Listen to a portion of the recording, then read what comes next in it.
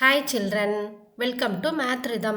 இந்த வீடியோல நம்ம கிளாஸ் 8 CBSE Maxல 11th chapter direct and inverse proportionல inverse proportionக்கு ரிலேட்டடா உள்ள example sumsலாம் solve பண்ணலாம்.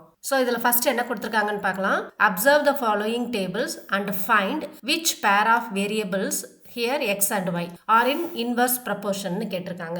இப்போ நமக்கு ஒரு டேபிள் கொடுத்திருக்காங்க இல்லையா, இதுல different set of x and y values கொடுத்திருக்காங்க. இந்த x and y values inverse proportionல இருக்கான்னு கேட்டிருக்காங்க. So the given set of values inverse proportionல இருக்கா இல்லையான்ட்டு நம்ம எப்படி find out பண்றதுன்னு பார்க்கலாம். Two quantities x and y are said to vary in inverse proportion if xy is equal to k. நம்ம last video வரைக்கும் direct ப்ரொபோர்ஷனுக்கு ரிலேட்டடா உள்ள சம் சால்வ் பண்ணியிருந்தோம் இல்லையா. டைரக்ட் ப்ரொபோர்ஷன்ல ரெண்டு குவான்டிட்டிஸ் x and y கொடுத்திருந்தாங்கன்னா x இன்க்ரீஸ் ஆனா y இன்க்ரீஸ் ஆகும், x டிக்ரீஸ் ஆனா y டிக்ரீஸ் ஆகும். ஸோ நம்ம டைரக்ட் ப்ரொபோர்ஷன்ல x by y find out பண்ணோம். இப்போ இன்வெர்ஸ் ப்ரொபோர்ஷன்ல நம்ம என்ன பண்ணணும்னா xy ஃபைண்ட் அவுட் பண்ணணும். xy ஃபைண்ட் அவுட் பண்ணணும்னா இன்வெர்ஸ் ப்ரொபோர்ஷன்ல ஒரு குவான்டிட்டி இன்க்ரீஸ் ஆனா இன்னொரு குவான்டிட்டி டிக்ரீஸ் ஆகும், ஒரு குவான்டிட்டி டிக்ரீஸ் ஆனா இன்னொரு குவான்டிட்டி இன்க்ரீஸ் ஆகும். இதுக்கு ஒரு சின்ன எக்ஸாம்பிள் உங்களுக்கு சொல்றேன். இப்போ என்கிட்ட 10 சாக்லேட்ஸ் இருந்ததுன்னா அதை 2 சில்ட்ரனுக்கு ஸ்பிளிட் பண்ணி கொடுக்கணும்னா நான் ஈச் 5 சாக்லேட்ஸ் கொடுப்பேன். அதுவே 5 சில்ட்ரனுக்கு நான் ஸ்பிளிட் பண்ணி கொடுக்கணும்னா ஈச் 2 சாக்லேட்ஸ் கொடுப்பேன் இல்லையா. இப்போ ஒரு வேரியபிள் எக்ஸ் ஒரு வேரியபிள் ஒய்ன்னு எடுத்துக்கிட்டோம்னா ரெண்டுலையுமே நமக்கு எக்ஸ் இன்ட்டு ஒய் என்ன வேல்யூ வருது, 10 தான் வருது இல்லையா. இதுலையும் 2 × 5 10, செகண்ட் ஒன்லையும் 5 × 2 நமக்கு 10 தான் ஆன்சர் வருது. ஸோ எப்பவுமே இன்வெர்ஸ் ப்ரொபோர்ஷனில் xy கான்ஸ்டன்டாக வரும். Okay, if the value of xy is same for different values of x and y, then these values of x and y are in inverse proportion. புரியுதா? So நமக்கு ஒரு table கொடுத்து அதில் உள்ள values வந்து inverse ப்ரொபோர்ஷனில் இருக்கான்னு கேட்டிருந்தாங்கன்னா நம்ம என்ன பண்ணணும், ஒவ்வொரு செட்டுக்குமே xy ஃபைண்ட் அவுட் பண்ணணும். ஸோ எல்லா செட்லையுமே xy சேமாக வந்ததுன்னா the given values are in inverse proportion. ஓகேவா? இப்போ இந்த சம பண்ணலாமா? இப்போ நம்ம ஃபர்ஸ்ட் காலம்ல உள்ள வேல்யூஸை x1 y1 எடுத்துக்கலாம், செகண்ட் காலம்ல உள்ள வேல்யூஸை x2 y2 எடுத்துக்கலாம், அதே மாதிரி தேர்ட் காலம் x3 y3 எடுத்துக்கலாம், ஃபோர்த் காலம்ல உள்ள வேல்யூஸை x4 y4 எடுத்துக்கலாம். இப்போ நம்ம x1 y1 ஃபைண்ட் அவுட் பண்ணணும், x2 y2 ஃபைண்ட் அவுட் பண்ணணும், x3 y3 ஃபைண்ட் அவுட் பண்ணணும், and then x4 y4 find out பண்ணணும். எல்லா வேல்யூஸ்மே ஈக்குவலா வந்ததுன்னா, சேமா இருந்ததுன்னா the given values are in inverse proportion. Okay, இப்போ நம்ம first x1 y1 find out பண்ணலாம். x1 y1 is equal to 50 × 5 ன்னு எழுதலாமா. x1 வந்து 50, y1 5. So 50 × 5 னா we will get 250. கரெக்ட்டா? Next x2 y2 find out பண்ணலாம்.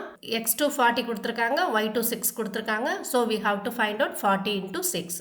So this is equal to 240. கரெக்ட்டா?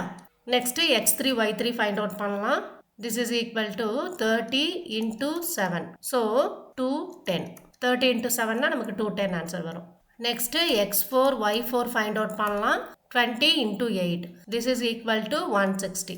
இப்போ நம்ம ஃபைண்ட் அவுட் பண்ணிருக்க எல்லா xy வேல்யூஸ்மே டிஃபரெண்டா தான் இருக்கு இல்லையா. ஃபர்ஸ்ட் கேஸ்ல 250 கிடைச்சிருக்கு, செகண்ட் கேஸ்ல 240, தேர்ட் கேஸ்ல 210, ஃபோர்த் கேஸ்ல 160.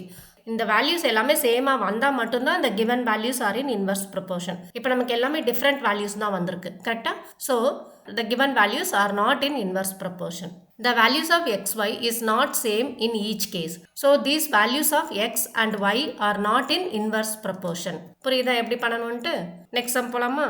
இப்போ இந்த டேபிள் நமக்கு கொடுத்துருக்காங்க, இதுல கொடுத்துருக்க x and y values inverse ப்ரொபோர்ஷன்ல இருக்கான்னு செக் பண்ண சொல்லியிருக்காங்க. ஸோ அதே மாதிரி நம்ம ஃபர்ஸ்ட் காலம்ல உள்ள வேல்யூஸை x1 y1 எடுத்துக்கலாம், and then x2 y2, third காலம்ல உள்ள வேல்யூஸ் x3 y3, ஃபோர்த் காலம்ல உள்ள வேல்யூஸ் x4 y4. இப்போ நம்ம என்ன பண்ணணும், x1 y1, x2 y2, x3 y3, x4 y4 find out பண்ணணும். ஸோ x1 y1 னா 100 × 60. கரெக்டா? So this is equal to 6000.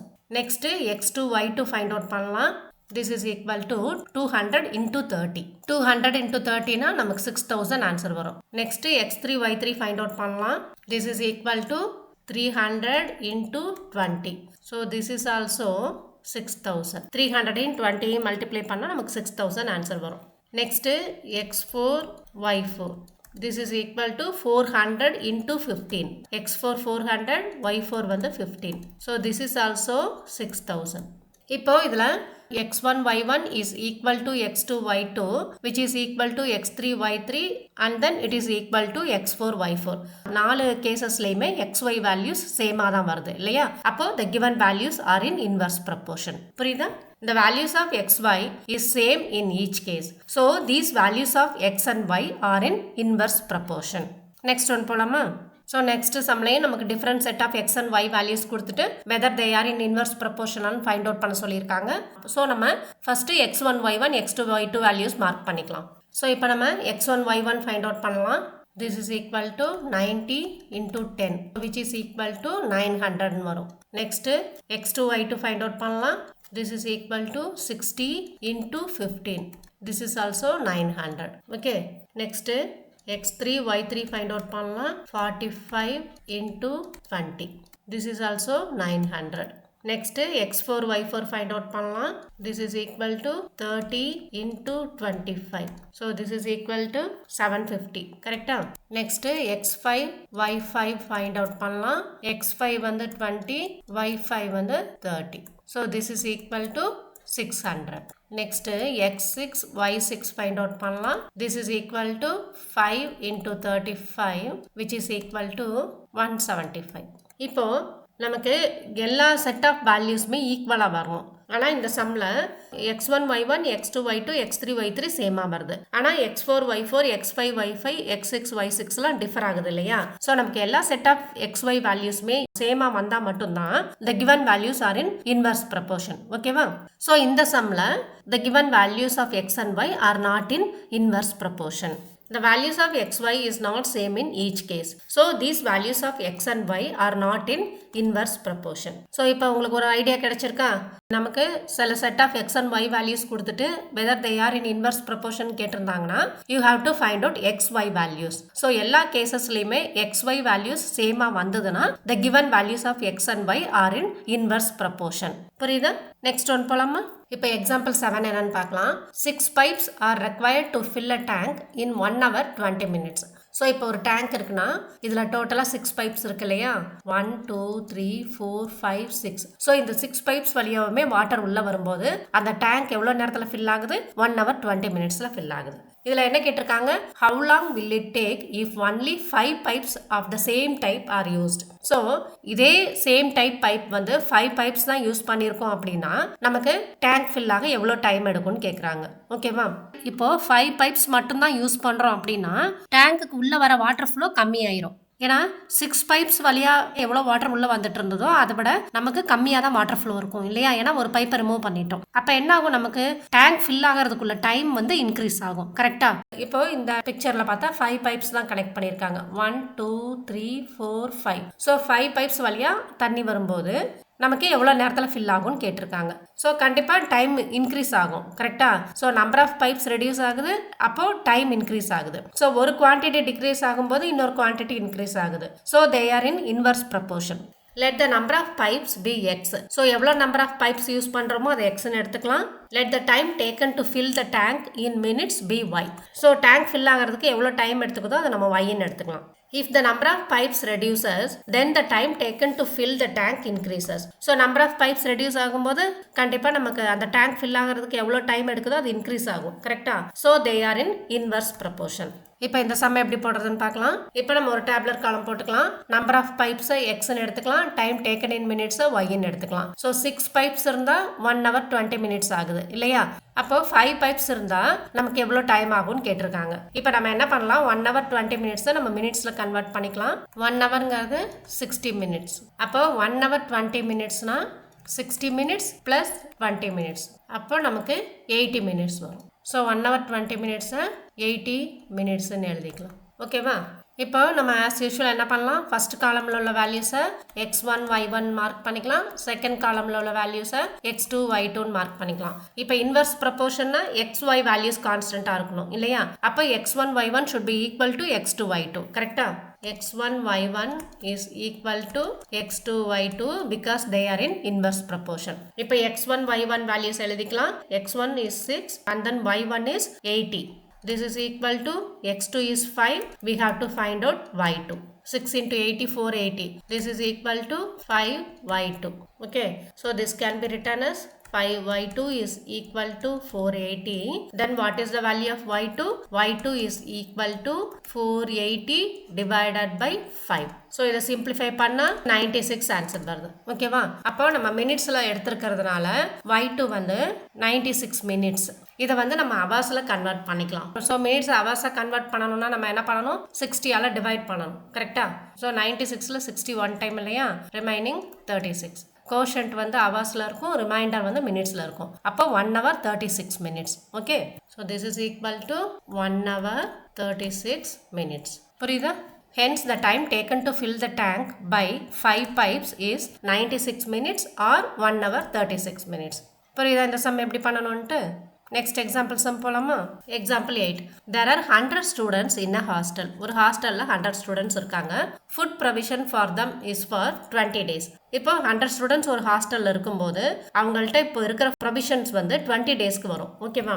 How long will these provisions last if 25 more students join the group? இப்போ அந்த குரூப்ல மறுபடியும் இன்னொரு 25 ஸ்டூடெண்ட்ஸ் ஜாயின் பண்றாங்க. அப்போ அந்த ஃபுட் ப்ரொவிஷன்ஸ் எத்தனை நாளைக்கு வரும்னு கேட்டிருக்காங்க.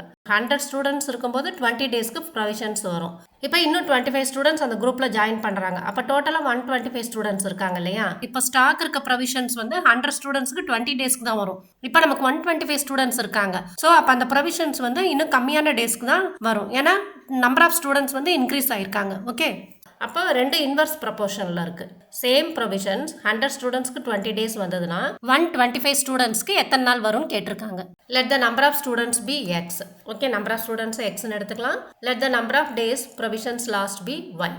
எவ்வளோ நாளைக்கு ப்ரொவிஷன்ஸ் வருதோ அந்த டேஸை வந்து நம்ம ஒய்ன்னு எடுத்துக்கலாம். If there is an increase in the number of students then the number of days provisions lost will be reduced. So number of students increase ஆகும்போது எத்தனை நாளைக்கு provisions வருதோ அது கண்டிப்பாக reduce ஆகும். So they are in inverse proportion. புரியுதா? For example நம்மக்கிட்ட 5 kg of rice இருக்குன்னு எடுத்துக்கலாம். இது வந்து 10 மெம்பர்ஸ்க்கு 4 days வருதுன்னு எடுத்துக்கலாம். இதுவே number of persons increase ஆனால் 20 மெம்பர்ஸ் இருந்தாங்கன்னா நமக்கு 2 டேஸ்க்கு தான் வரும். ஓகேவா? ஸோ இதே மாதிரி தான் 100 ஸ்டூடெண்ட்ஸ் இருக்கும்போது 20 டேஸ்க்கு ப்ரொவிஷன்ஸ் வருது. அதுவே 125 ஸ்டூடெண்ட்ஸ் இருக்கும்போது எவ்வளோ நாளைக்கு அந்த ப்ரொவிஷன் வரும்னு கேட்டிருக்காங்க. ஓகே, இப்போ நம்ம ஒரு டேப்லர் காலம் போட்டுக்கலாம். நம்பர் ஆஃப் ஸ்டூடெண்ட்ஸை எக்ஸ்ன்னு எடுத்துக்கலாம். Number of days provisions last ஒய்ன்னு எடுத்துக்கலாம். ஸோ 100 ஸ்டூடெண்ட்ஸ் இருக்கும்போது ப்ரொவிஷன்ஸ் வந்து 20 டேஸ்க்கு வருது. இதுவே 25 மோர் ஸ்டூடெண்ட்ஸ் ஜாயின் த குரூப்னு கொடுத்துருக்காங்களா? அப்போ 125 ஸ்டூடெண்ட்ஸ் இருக்கும்போது ப்ரொவிஷன்ஸ் எத்தனை நாளைக்கு வரும்னு கேட்டிருக்காங்க. ஸோ நம்ம என்ன பண்ணலாம்? ஃபர்ஸ்ட் காலமில் உள்ள வேல்யூஸை x1 y1 எடுத்துக்கலாம். செகண்ட் காலமில் உள்ள வேல்யூஸை x2 y2 எடுத்துக்கலாம். We have to find out y2. Okay, so inverse proportion la xy constant. So x1 y1 is equal to x2 y2. x1 வந்து 100 into 20 is equal to x2 ஓட value என்ன? 125 into y2. இப்போ 100 into 20 னா 2000 இல்லையா? 2000 is equal to 125 into y2. This can be written as 125 into y2 is equal to 2000. Then what is the value of y2? y2 is equal to 2000 divided by 125. So இதை simplify பண்ணா we are getting 16. Okay, so 125 students இருந்தாங்கன்னா the provisions will last for 16 days. So y2 ஓட value நமக்கு என்ன கிடைச்சிருக்கு? 16. Thus the provisions will last for 16 days if 25 more students join the group. புரியுதா எப்படி பண்ணணும்ட்டு? இப்போ next example sum என்னன்னு பார்க்கலாமா? Example 9. If 15 workers can build a wall in 48 hours. ஒரு வால் பில்ட் பண்ணிட்டு இருக்காங்க. அது வந்து 15 workers இருந்தாங்கன்னா 48 ஹவர்ஸ்ல கம்ப்ளீட் பண்ணிடுவாங்க. Okay, how many workers will be required to do the same work in 30 hours? அதுவே 30 ஹவர்ஸ்ல கம்ப்ளீட் பண்ணணும்னா எவ்வளோ நம்பர் ஆஃப் ஒர்க்கர்ஸ் வேணும்னு கேட்டிருக்காங்க. இப்போ 15 workers இருந்தா 48 ஹவர்ஸ்ல அந்த வால் கம்ப்ளீட் பண்ணுவாங்க. இதுவே அந்த வாலை நம்ம வந்து 30 ஹவர்ஸ்ல கம்ப்ளீட் பண்ணணும் அப்படின்னா எத்தனை நம்பர் ஆஃப் ஒர்க்கர்ஸ் வேணும்னு கேட்டிருக்காங்க. அப்போ இன்னும் அதிகமான ஒர்க்கர்ஸ் இருந்தா மட்டும்தான் 30 ஹவர்ஸ்ல கம்ப்ளீட் பண்ண முடியும் இல்லையா? ஸோ அப்போ ரெண்டு குவான்டிட்டியுமே they are in inverse proportion. ஓகேவா? let the number of workers be x. number of workers xன்னு எடுத்துக்கலாம். let the number of hours be y. So அந்த வால் கம்ப்ளீட் பண்ணுறதுக்கு எவ்வளோ ஹவர்ஸ் ஆகுதோ அது yன்னு எடுத்துக்கலாம். if there is an increase in the number of workers then the time taken to complete the work will be reduced. So number of workers increase ஆகும்போது நமக்கு ஒர்க்கை complete பண்ணுறதுக்கு எவ்வளோ டைம் ஆகுதோ அது கண்டிப்பாக ரெடியூஸ் ஆகும் இல்லையா? So they are in inverse proportion. இப்போ இந்த சம்மில் 48 ஹவர்ஸில் கம்ப்ளீட் பண்ண வேண்டிய ஒர்க்கை 30 ஹவர்ஸ்லேயே கம்ப்ளீட் பண்ணணும். அப்போது ஒர்க்கர்ஸ் அதிகமாக இருந்தால் மட்டும்தான் 30 ஹவர்ஸில் கம்ப்ளீட் பண்ண முடியும். ஓகே, இப்போ இதுக்கு ஒரு டேப்லர் காலம் போட்டுக்கலாம். நம்பர் ஆஃப் ஒர்க்கர்ஸை எக்ஸ்ன்னு எடுத்துக்கலாம், நம்பர் ஆஃப் ஹவர்ஸை ஒய்ன்னு எடுத்துக்கலாம். ஸோ 15 ஒர்க்கர்ஸ் இருந்தால் 48 ஹவர்ஸில் அந்த ஒர்க்கை கம்ப்ளீட் பண்ணலாம். இப்போ அந்த ஒர்க்கை 30 ஹவர்ஸில் கம்ப்ளீட் பண்ணணும்னா ஹவு மெனி ஒர்க்கர்ஸ் ஆர் ரெக்வயர்டுன்னு கேட்டிருக்காங்க. ஸோ நம்ம ஃபர்ஸ்ட் காலமில் உள்ள வேல்யூஸை x1 y1ன்னு எடுத்துக்கலாம். செகண்ட் காலமில் உள்ள வேல்யூஸை x2 y2ன்னு எடுத்துக்கலாம். ஸோ இன்வர்ஸ் ப்ரொபோர்ஷனில் x1 y1 is equal to x2 y2 கரெக்டா? ஸோ x1 வந்து 15 இல்லையா, இன்டூ y1ஓட value 48. This is equal to x2 தான் நம்ம ஃபைண்ட் அவுட் பண்ணணும், அண்ட் தென் y2ஓட வேல்யூ வந்து 30. ஸோ 15ஐயும் 48ஐயும் மல்டிப்ளை பண்ணால் we are getting 720. This is equal to x2 into 30. So this can be written as x2 into 30 is equal to 720. Then what is the value of x2? x2 is equal to 720 divided by 30. So இதை simplify பண்ணா we are getting 24. So to complete the work in 30 hours, we require 24 workers. ஓகேவா? 15 workers இருந்தால் 48 ஹவர்ஸில் complete பண்ணலாம். இதுவே 24 workers இருந்தால் நம்ம 30 ஹவர்ஸில் அந்த ஒர்க்கை கம்ப்ளீட் பண்ணிடலாம். Hence 24 workers are required to complete the work in 30 hours. 30 ஹவர்ஸில் கம்ப்ளீட் பண்ணணும்னா நமக்கு 24 workers வேணும். புரியுதா? இப்போ இன்வர்ஸ் ப்ரொபோர்ஷனில் சம்ஸ் கொடுத்தா எப்படி போடணும்ன்ட்டு. ஓகே, நம்ம நெக்ஸ்ட் வீடியோவில் எக்ஸசைஸ் சம் ஸ்டார்ட் பண்ணலாம். Thank you children. தேங்க்ஸ் ஃபார் வாட்சிங்.